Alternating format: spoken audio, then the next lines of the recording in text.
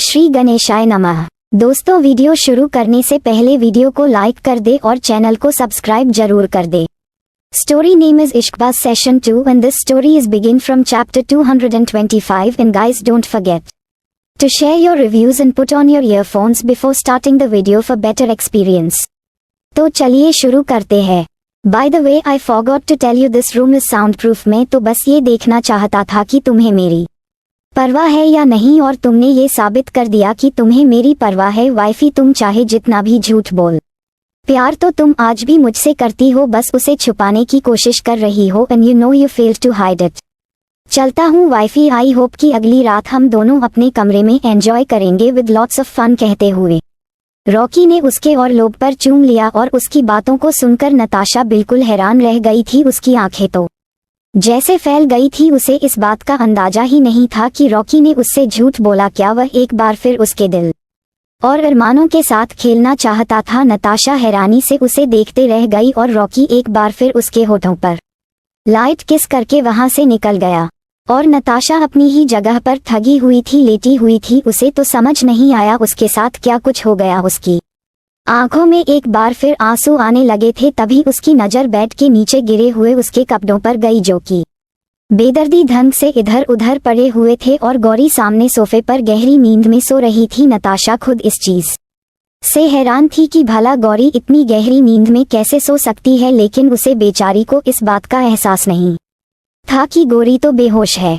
Flashback. Rocky अपने बिस्तर पर करवट बदलते हुए तड़पते हुए अपने आप से बोला, बस बहुत हो गया, अब मुझे कुछ ना कुछ तो करना होगा। आज रात मुझे अपना सुकून चाहिए, मुझे मेरी वाइफी चाहिए। कहते हुए रॉकी गुस्से से अपनी जगह से उठा और अपनी शर्ट पहनते हुए तेज कदमों के साथ एक कमरे में आया। उसने धड़ाम की आवाज के साथ उसे कमरे का दरवाजा खोलने, जो कि इस वक्त अपनी व्हीलचेयर पर बैठा एक बुक पढ़ रहा था, अचानक ये दरवाजा खोलने की आवाज से उसकी नजर सामने की तरफ गई। अचानक कमरा बिना नॉक किया आने से नीक को गुस्सा तो बहुत आया, लेकिन जब उसने रॉकी के चेहरे के रिएक्शन देखे तो वह खामोश हो गया। तभी रॉकी ने उसकी तरफ देखते हुए कहा, निक, आई नीड योर हेल्प। मुझे अपनी वाइफी से मिलना है। अकेले में घर वालों के रहते हैं ये पॉसिबल नहीं है, इसीलिए मुझे रात को उसके कमरे में जाना है और इसके लिए मुझे तुम्हारी हेल्प चाहिए। तुम्हें गौरी को बेहोश करना होगा। और रॉकी की बात को सुनकर नीक की सांस ही अटक गई। वह काफी घबरा गया। अब उसने डर के मारे अपना सलाइवा गटकते हुए कहा, नहीं, ये काफी डेंजरस है। अगर इस बारे में किंग को पता चला तो हम दोनों की खैर नहीं। कुछ नहीं होगा, वह चाहकर भी हमारा कुछ नहीं बिगाड़ सकता। मैं बाकी सब हैंडल कर लूंगा, लेकिन तुम्हें मेरा साथ देना ही होगा। ये ड्रग है, इसे गौरी के मिल्क में मिलाकर उसे दे देना, किसी को कुछ पता नहीं चलेगा। कहते हुए रॉकी के चेहरे पर मिस्टीरियस स्माइल थी और रॉकी की बातों को सुनकर ना चाहते हुए भी निक वह मेडिसिन लेनी पड़ी, क्योंकि वह अपने भाई की खुशी के लिए उसका साथ देना चाहता था।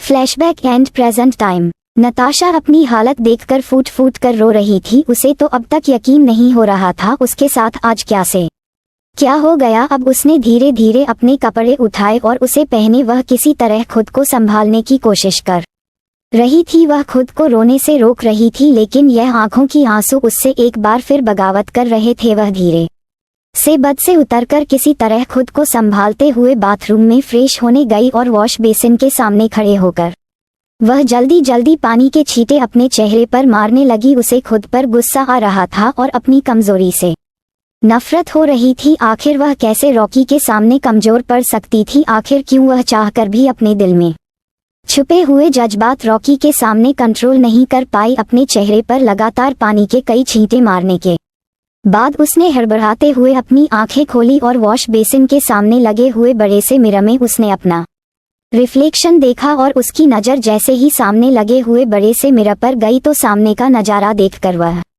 हैरान रह गई, क्योंकि इस वक्त नताशा की मांग में खून से भरा हुआ सिंदूर लगा था, जो उसे एक सुहागन का लुक दे रहा था। और ये देखकर तो नताशा कुछ पल के लिए कंफ्यूज हो गई। उसके हाथ अनायास ही अपनी मांग पर चले गए। उसकी आंखों में हैरानी साफ नजर आ रही थी और अब वह इस सोच में पड़ गई कि आखिर यह उसकी मांग में आया कैसे। लेकिन अगले ही बालों से ख्याल आया जब रॉकी ने उसे कहा था, आज का तुम्हारा look I really liked it but it was missing one thing, जिसे मैंने पूरा कर दिया है और आज के बाद तुम मुझे ऐसे ही नजर आनी चाहिए। और इन बातों को याद करते हुए नताशा को एहसास हुआ कि रॉकी ने खुद अपने खून से उसकी मांग भरी है, जिसे समझने के बाद नताशा के चेहरे पर एक दर्द भरी मुस्कान आ गई। उसकी आंखों में रुके हुए आंसू एक बार फिर वह निकले और वह फूट फूट कर रोते हुए अचानक ही से फर्श पर बैठ गई और अब वह अपना चेहरा अपने हाथों में भरते हुए रोते हुए अपने आप से बोली, तमाशा है जिंदगी, मेरी महबूब ले रहा है मजा, क्यों एक तरफा मोहब्बत की मिल रही है मुझे ऐसी। वह अपनाना भी नहीं चाहता और दूर जाना भी नहीं चाहता। ए भगवान तू बता ऐसी कौन सी की है मैंने खता, आखिर क्या है तुम्हारे दिल में मैं क्यों नहीं समझ पा रही। रॉकी तुम मेरे जिस्म से खेल रहे हो या जज्बातों से फैसला मुश्किल है। नताशा अपने चेहरे पर फीकी और दर्द भरी मुस्कान लेकर अपने आप से बोली, तेरा गुरूर किसी और को शायद कामयाब कर डाले, तू गिनता रहे बेवफाइयां मेरी और तेरी झूठी वफा मेरी पाक मोहब्बत को फना कर डाले। कल तक जिस शादी को अपनाने से तुमने इनकार किया रॉकी, आज उसी रिश्ते का वास्ता देकर उसे हमारे जिस्म की नुमाइश चाहिए। हा हा हा हा की चढ़ती उतरती रही मेरे जिस्म पर चादरे बेशुमार, दिल एक फकीर था सर्दी से मर गया।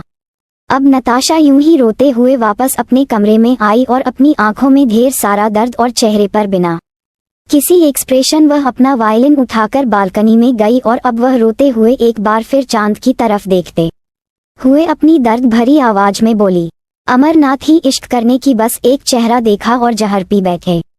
कहते हुए नताशा ने अपनी आंखें बंद की और कंधे पर वायलिन रखकर एक बार फिर वह एक दर्द भरा म्यूजिक प्ले करने लगी। इस वक्त वह अपने वायलिन के जरिए अपना दर्द बयां करने की कोशिश कर रही थी।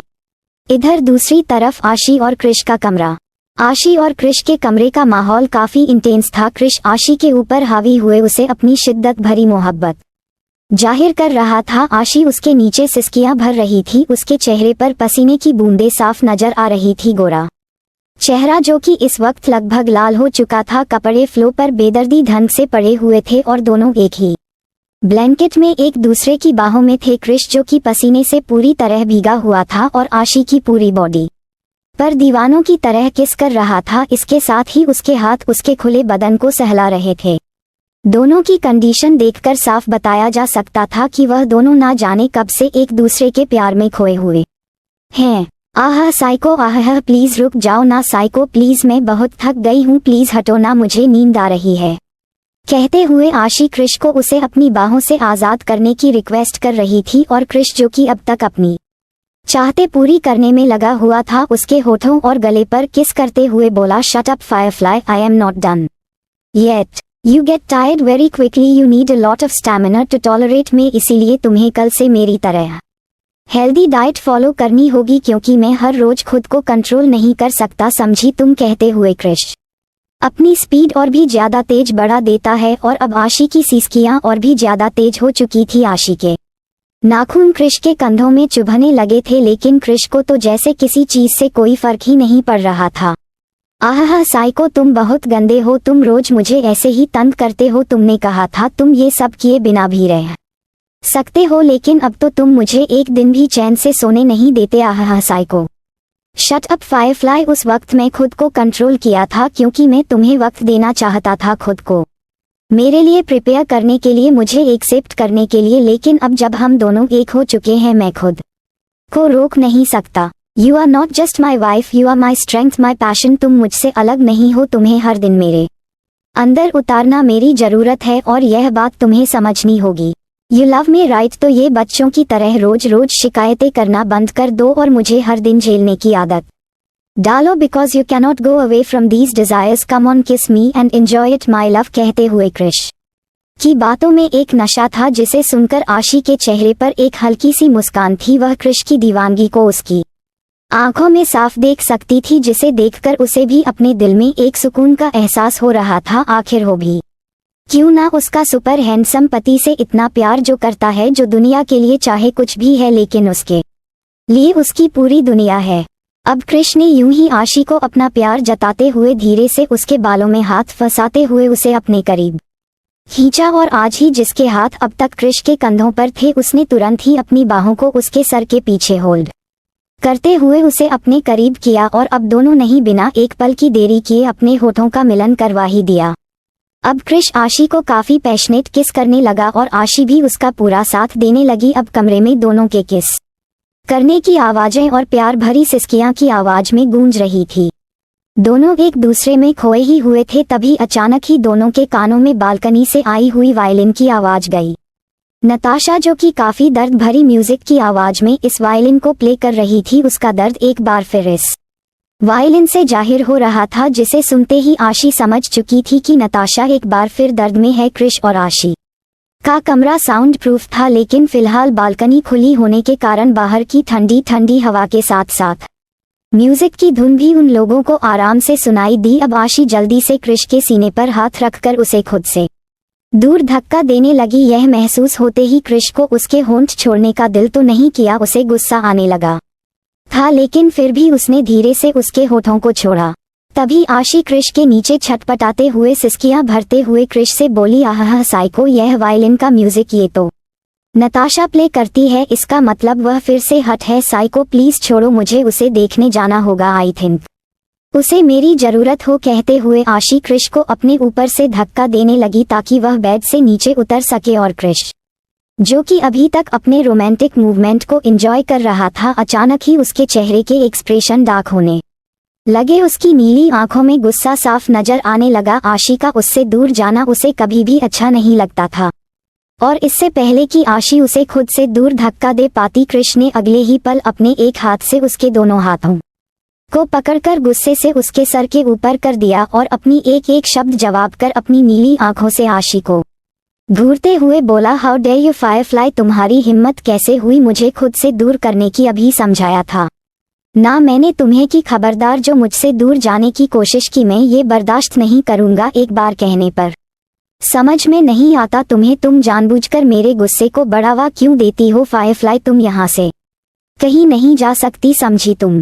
कहते हुए क्रिश काफी गुस्से में लग रहा था, और उसकी बातों को सुनकर आशी काफी घबरा गई। उसने जल्दी से अपना सलाइवा गटकते हुए अपनी लड़खड़ाती हुई आवाज में क्रिश से कहा, साइको, ये तुम कैसी बातें कर रहे हो? नताशा वह इस वक्त तकलीफ में है, उसे शायद हमारी जरूरत हो सकती है। प्लीज साइको, मुझे जाने दो, पता नहीं उसकी मेंटल कंडीशन कैसी है, कहीं वह खुद को नुकसान न पहुंचा ले, मुझे डर लग रहा है, प्लीज जाने दो ना साइको। कहते हुए आशी मासूमियत से क्रिश की तरफ देख रही थी, उसकी आंखों में परेशानी साफ नजर आ रही थी, और तभी क्रिश अचानक ही उससे अलग हुआ और उसकी बगल में लेटकर उसे झटके से अपने ऊपर सुला लेता है। आहा साइको, कहते हुए आशी की आंखें हैरानी से बड़ी हो गई। तभी क्रिश उसकी कमर पर अपनी पकड़ मजबूत करते हुए उसे अपने सीने पर सलाकर उसकी पीठ को अपने रफ हाथों से सहलाते हुए बोला, उसे हमारी नहीं बल्कि खुद की जरूरत है। फायरफ्लाई, तुम्हें चिंता करने की जरूरत नहीं है, वह इतनी भी वीक नहीं है कि खुद को नुकसान पहुंचाए, लेकिन इतनी स्ट्रांग भी नहीं है कि अपनी तकलीफों से लड़ सके। उसे स्ट्रांग बनने के लिए खुद से लड़ना होगा, और ऐसा तब होगा जब वह खुद को पहचानेगी। तुम हर बार उसे संभाले नहीं जा सकती फायरफ्लाई, उसे अपनी लड़ाई खुद ही लड़नी होगी, इसीलिए शांत रहो और सो जाओ। कभी कभी खुद को पहचानने के लिए और इंसान बनने के लिए हमें एकांत की जरूरत होती है, वरना भीड़ हमें भेड़ बना देती है। कहते हुए क्रिश के चेहरे पर कोई एक्सप्रेशन नहीं थे, लेकिन नीली आंखें काफी गंभीर थी, और आशी, जो कि इस वक्त उसके सीने पर सोई हुई थी, उसने अपना चेहरा उठाते हुए एक बार फिर क्रिश से कहा, लेकिन साइको नताशा, शट अप, कहा ना, शांत हो जाओ और सो जाओ, अब एक शब्द नहीं सुनना चाहता मैं। कहते हुए क्रिश अब धीरे धीरे आशी की खुली पीठ को सहलाने लगा, और आशी ना चाहते हुए भी एक ठंडी सांस लेकर चुपचाप क्रिश के सीने पर सर रखकर उसे हग करके आंखें बंद कर लेती है, क्योंकि उसे भरोसा है अगर उसके साइको ने कुछ कहा है तो उसके पीछे जरूर कोई वजह होगी। इधर दूसरी तरफ नताशा अपनी आंखों में आंसू लिए ना जाने कितनी ही देर तक वायलिन प्ले कर रही थी, और वहीं दूसरी तरफ रॉकी अपने कमरे के बालकनी में बैठे इस दर्द भरे म्यूजिक को सुनते हुए अपने आप से बोला, आई नो वाइफी, मैंने आज जो किया है उसके बाद तुम काफी हट हुई होगी, बट व्हाट टू डू, तुमने मेरे पास कोई और रास्ता ही नहीं छोड़ा था। तुमने जो फैसला लिया है, इस फैसले से तुम्हें पीछे हटाने के लिए मुझे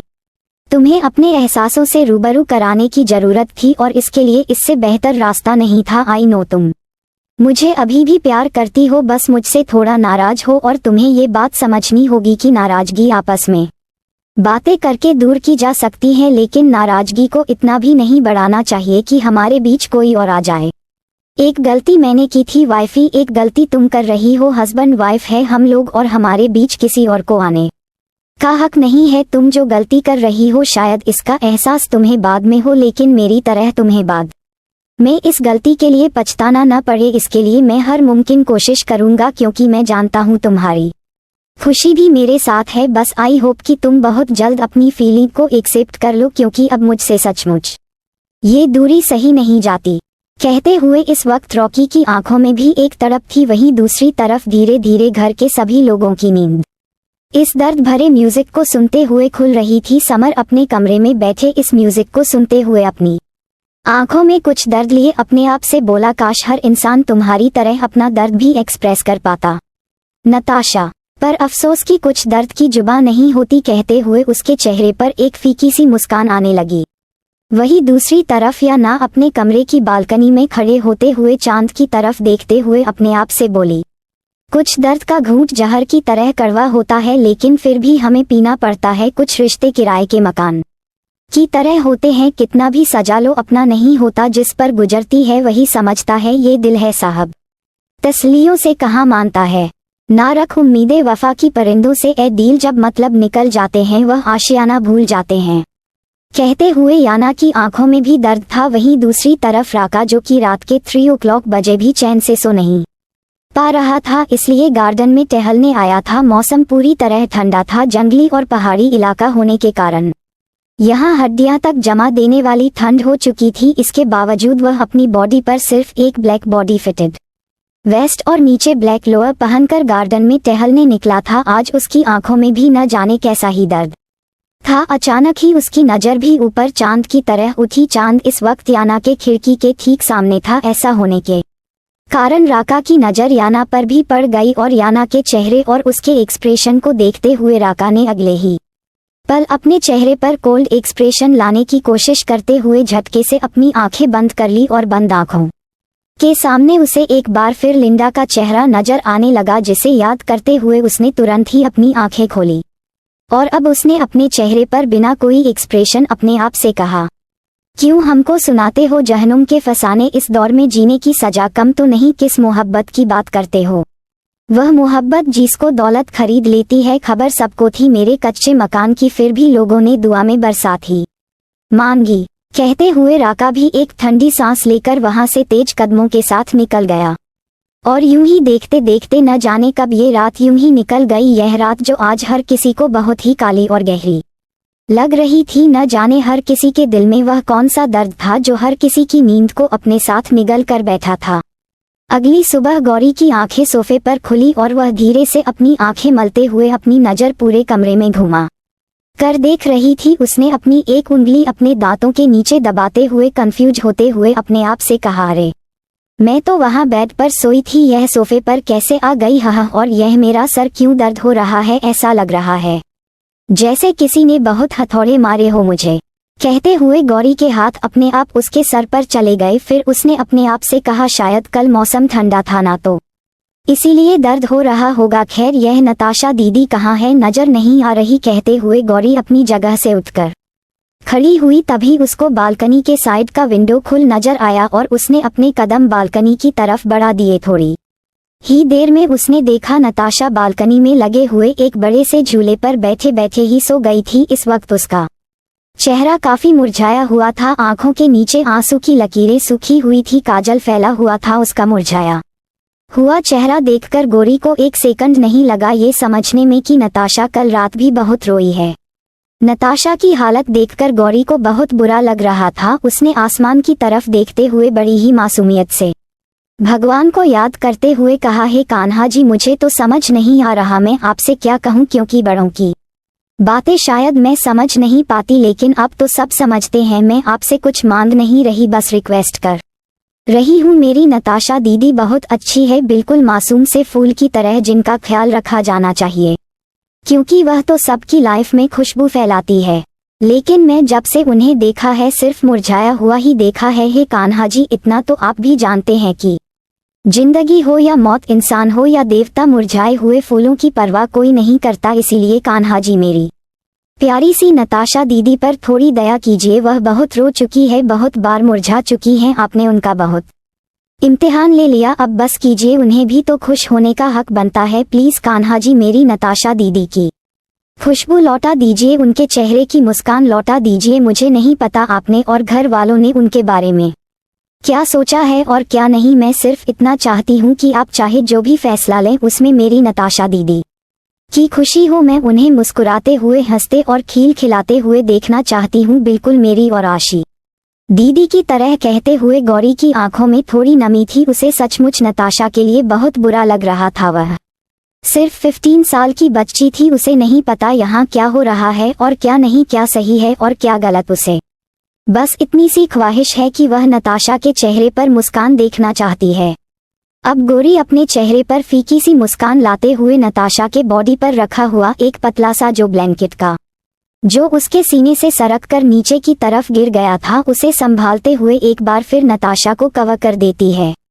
क्योंकि सुबह का मौसम बालकनी एरिया को और भी ज्यादा ठंडा कर रहा था, अब उसने धीरे से बालकनी के रेलिंग को सेपरेट करने वाले कांच के विंडो को बंद कर दिया ताकि ठंडी हवा नताशा को छू ना सके। सिर्फ सूरज की धूप ही नताशा तक उस मिरर के जरिए छन कर आ रही थी।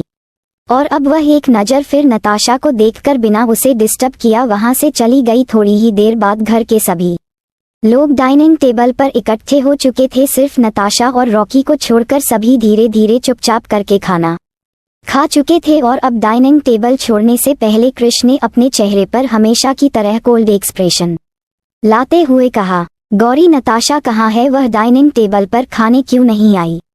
कृष की ठंड वॉइस को सुनकर गौरी ने थोड़ा लड़खड़ाते शब्दों में जवाब दिया, जी वह जीजू नताशा दीदी जी वह।